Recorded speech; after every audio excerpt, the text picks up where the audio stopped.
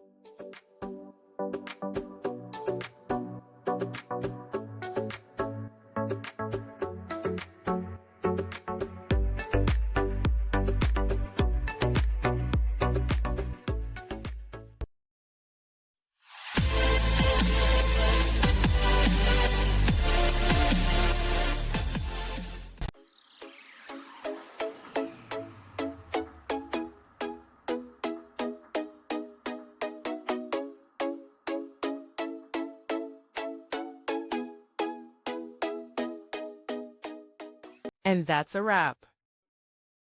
I hope you found the answer you were looking for. If you did, take a second to hit that subscribe button. It really helps out. And let me know in the comments which solution worked best for you. See you next time in the debug zone.